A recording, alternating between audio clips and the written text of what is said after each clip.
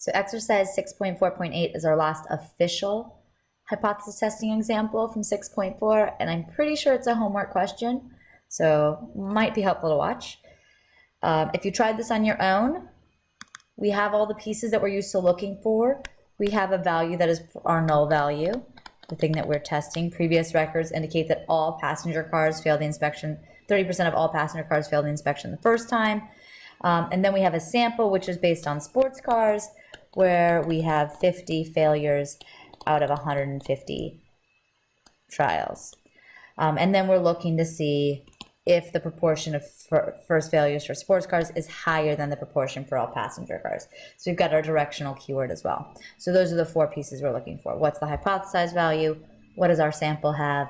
And then, come here. Yeah. Yes, help. And then we have, oh, don't stand on this. That's, you are evil. Sorry, guys. We had a visitor who was not very convenient. There we go. Whew, we're back. I called her over. This was my fault. Oh, and then we have our direction of our alternative hypothesis. So if we were to set up our different pieces here, we have our null, which is that P is 0.3, that proportion is the same for both sports cars and for all passenger cars. We have an alternative, that P is actually higher for sports cars than it is for passenger cars. And we can go ahead and find our test statistic and p-value. Since in the last video I worked through this the long way, I'm going to go ahead and just do this one using the calculator shortcut. Keep things a little quicker for us. I always press second. Stat, over to tests, single proportion z-test. We want to look at 0.3, and we want to know, is 50 out of 150 enough evidence to show that it's actually higher? I'm going to go stick with the calculate here because I didn't go ahead and find a p-hat. And this actually shows me the evidence was 33.3% of sports cars had that first failure, whereas only 30% of passenger cars. So it's 33, that different than 30. We have a z-score of 0.89, which is already letting us know this is not terribly unusual. We're not even one standard deviation away from the hypothesized mean. And we have a p-value of 0.1865. Further confirming that this is not a terribly unusual thing. It seems to happen around 20% of the time that you would get out 33% failure if the actual failure rate is 30. So based on this, we can make our decision. Our p-value of 0.1865, even at this most lenient significance level where we're allowing 10% type 1 error, we are still going to fail to reject the null here.